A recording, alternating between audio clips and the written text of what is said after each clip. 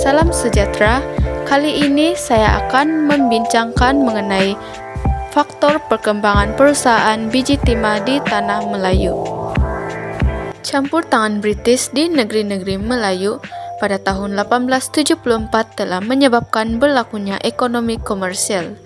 Ekonomi komersial berarti kegiatan ekonomi yang tidak hanya memenuhi keperluan kehidupan seharian, tetapi juga merupakan kegiatan ekonomi yang diperlukan untuk menjadi asas kepada pertukaran dan penjualan barangan.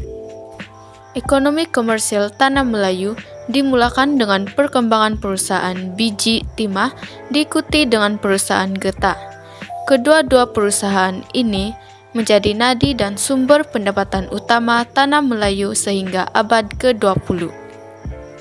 Terdapat beberapa faktor-faktor perkembangan perusahaan biji timah di tanah Melayu, yaitu revolusi perindustrian di Eropa, kemasukan pemodal Cina dari negeri-negeri selat, dasar campur tangan British, kaedah melombong yang lebih modern, dan perkembangan dalam bidang pengangkutan dan komunikasi. Faktor yang pertama ialah revolusi perindustrian di Eropa.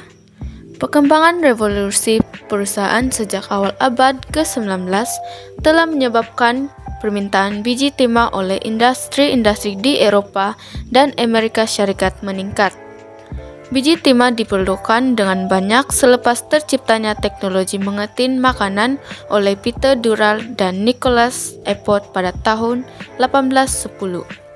Permintaan biji timah juga meningkat akibat dari berlakunya Perang Saudara Amerika pada tahun 1860-an, di mana biji timah diperlukan untuk mengetin makanan tentara yang terlibat dalam peperangan.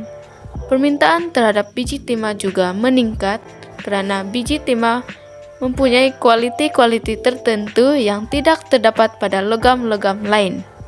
Faktor seterusnya ialah kemasukan pemodal Cina dari negeri-negeri selat.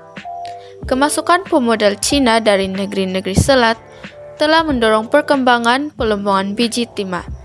Mereka terdiri daripada pedagang-pedagang negeri-negeri selat seperti Chi Yam, Chuan, dan Tan Kim Ching. Menjelang tahun 1873, sejumlah $1 juta telah dilabur oleh pedagang negeri-negeri selat. Pemodal-pemodal China telah memperkenalkan teknik baru dalam pelombongan biji timah seperti cara hidro dan lombong deda. Faktor seterusnya ialah dasar campur tangan British.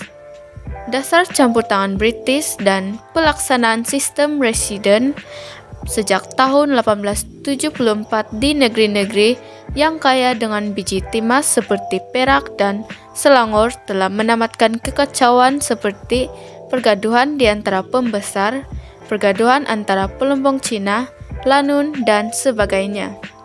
Keamanan dan peraturan yang wujud serta kestabilan politik telah membolehkan kegiatan pelombongan biji timah dijalankan tanpa gangguan.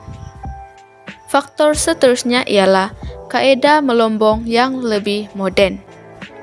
Teknologi baru diperkenalkan oleh syarikat-syarikat Eropa awal abad ke-20. Selepas tahun 1888, pelombong Cina telah menggunakan alat pelombongan barat seperti enjin uap dan pam untuk mengerjakan pelombongan biji timah.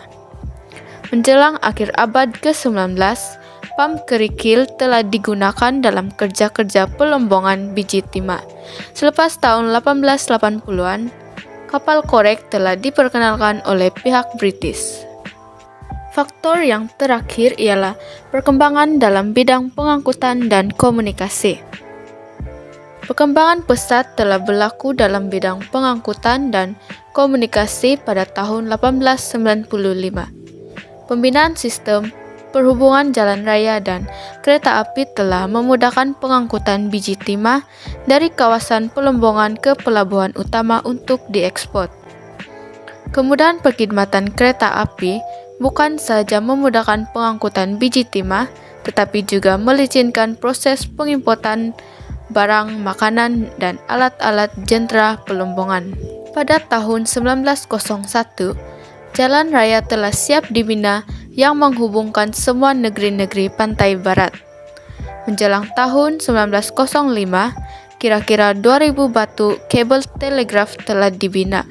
Kesimpulannya, pada tahun 1904, Tanah Melayu telah mengeluarkan kira-kira 51.733 tan biji timah atau separuh daripada keluaran dunia.